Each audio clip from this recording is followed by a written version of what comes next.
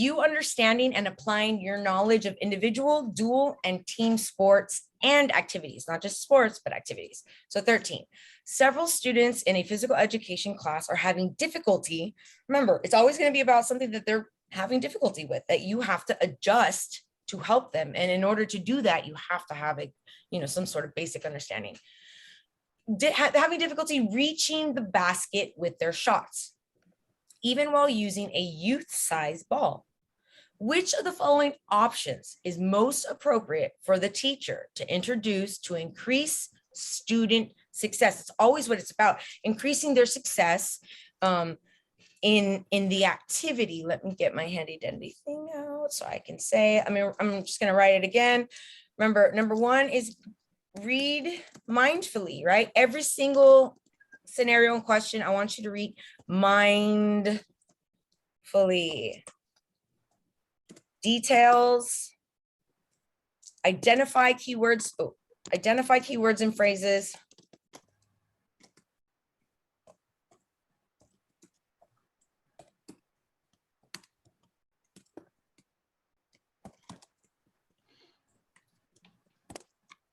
Oops. Restate the question in layman's terms, just like normal language. It says, which of the following options is most appropriate? Whenever I see most appropriate, I already know that they've given me possibly two that are going to be difficult to choose from. One is more appropriate based on the things that they've said to me in the scenario. The words that they use makes one answer choice more appropriate than the other. So restate the question in basic words, not in our pedagogical language, our professional terminology, just in normal terms. And what is the goal for the teacher in the scenario?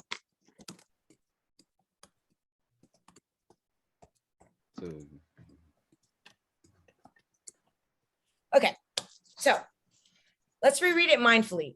And I'm going to have my little stop me when you want me to highlight something of importance to you, a keyword or phrase. Several students in a physical education class are having difficulty reaching the basket with their shots, even while using youth-sized ball.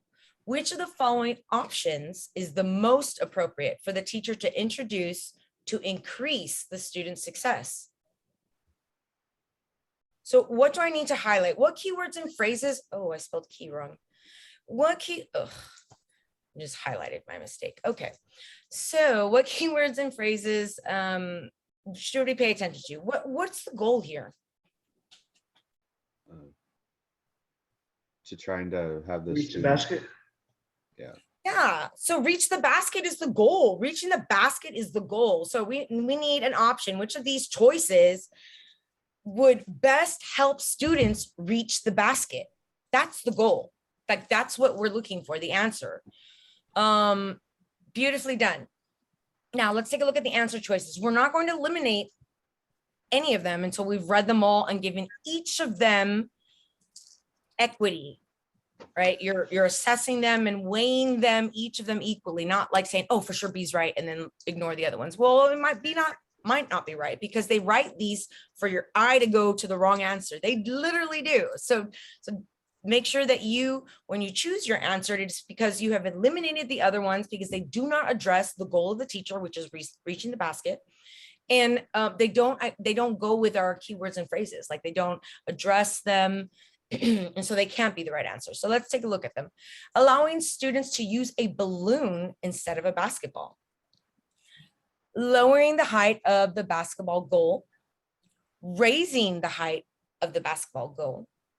Allowing students to use a bouncy playground ball. So which one of these, when they tell you most appropriate, and I highlight most appropriate, most whatever, always when I take the test, I highlighted it in red just so I know to go back to the words if I have difficulty between two, because there's something in there that will tell me the right answer. So allowing students to use a balloon instead of a basketball. Does this work? No, I mean, what it's gonna, You have no control over the balloon. Right. And it's gonna like go this way and float away, and you're just gonna have kids with balloons everywhere. And it's just no, that is not an appropriate option for the students. I mean, we went from a youth-sized ball to an air-filled plastic sack. That's not gonna work. So I can bet myself $5 A is for sure not the answer. Let's look at B, lowering the height of the basketball go. So we want to do what? What is the goal? We want to increase their success with reaching the basket. Increase success, reaching the basket. Could be one. Yeah. That's one to consider. Excuse me? That's one to consider. That is one to consider. So we're not gonna not cross it out. What about C, raising the height of the basketball? Would this help achieve the teacher's goal? Oh, man. Well, what you're looking for is you're trying to reach the basket. So if you put it higher, it'd be a little difficult to reach it. Exactly. So that's not going to work. That is a no. Allowing students to use a bouncy playground ball. No. I don't think that would work. I don't think it would work either. Well, it's kind of like the balloon, but you have some kind of control, but when it bounces, you don't have the control when it bounces. So and it's going to bounce fast. And then also, I think they're a little larger than the basket, if I'm not mistaken. The ball, like, yeah, I don't know.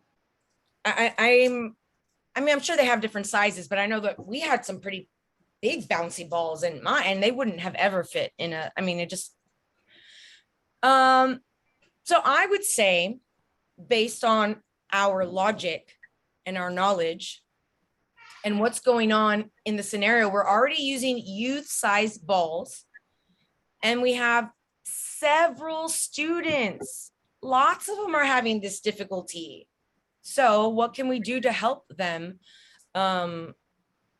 achieve mastery? Let's take a look. B, is that what we said, guys? yes. Yes. So B is the only one that helps us address the goal completely. We know that they're already using youth size. It has to be because they're short and small, and lowering the basket goal will help them achieve increased success, right? They'll get it in there. And as they get more proficient, taller, their arms get stronger, we raise it back up, right? We raise that back up, so and then they move on to that other skill. So well done, guys. You did a good job, you know, getting through this using the strategies. Let's take a look at the next one. We have, when teaching a new skill for a particular sport, which of the following should the teacher do first? So some of the questions will ask you like temporal things, like when do you, like time, like before you do this, what would you do? Or like after you do this, what would you do? Or like in the middle of doing this. Pay attention to those time markers, right? If you say first, second, third, last, next, that's important. So we have what's important in this. What keywords and phrases should I highlight? New skill. It's a new skill, which means they have no knowledge. It's a new skill. Very important keyword for a particular sport. We don't know which one. What should we do first? Let's put it in our own words. So what should a teacher do before she begins a new skill, right? What should a teacher do before she begins a new skill? Let's take a look at the answer choices. A, provide drills to lead up to the skill. B, have students practice the skill. C, introduce the skill. D, provide feedback to correct errors. What are we looking for?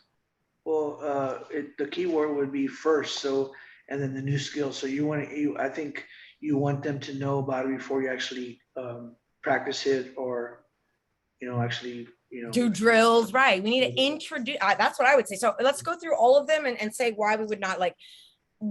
I'm gonna eliminate, betting myself $5 that D is not the answer, because how are you gonna provide corrective feedback? It's a new skill. They don't even know like what is what.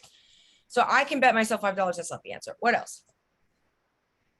I guess have students practice a skill, because how can they practice a skill? They don't even know what the skill is. They don't, it's a new skill. So they wouldn't know how to practice it. Now, maybe one that would be considered, but I don't think it is, it would be provide drills to lead into the skill, because, hey, you're giving them drills, but they still don't know about the skill. Exactly. They still don't have knowledge that they're, going towards that skill. So I would say because remember, they always give you 2 okay responses. So I would say the first course of action is to introduce this new skill that we're going to be doing together. So let's see if the state agrees with us.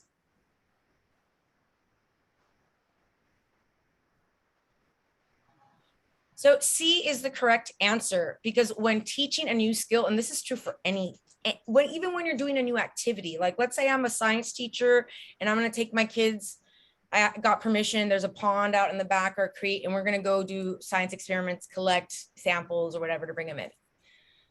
Before I do that, that is a new class environment. It's a new activity that they've never done before. I need to have a conversation about behaviors, expectations. Anytime there's a new anything, there needs to be an introduction of it. This is what we're going to do. This is how we keep safe.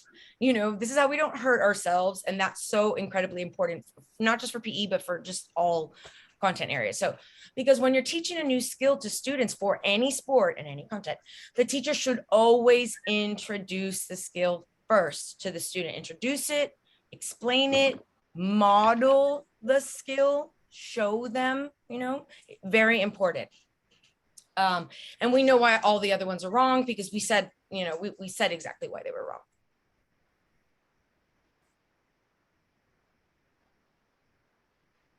Okay, I'm going to have to let you go for today, but remember, we are meeting again on Monday. Okay, did you get my email about me changing the time? Yes, ma'am. So at what time? I think I said 12:30. I don't have my calendar with me right now because I'm out of town and it's like on my desk, but I'll be back tomorrow at home. And I believe I said, I sent you an email. I believe I said it was 12:30. It's just, I already had a session schedule, and I have several planners, like one I keep with me in my car, one that I have in my purse, and one at home. And so like, sometimes I will make appointments for people and not put it on the main schedule. Well, I need a secretary. I'm just kidding. I need to be better about keeping track of it. But apparently there's a. So Monday will be the last one, because I take my test Friday. I don't know who else. I know, I think I heard Luis takes his a Monday. So I take mine on Tuesday. Tuesday? Oh, okay. So then, okay. All right.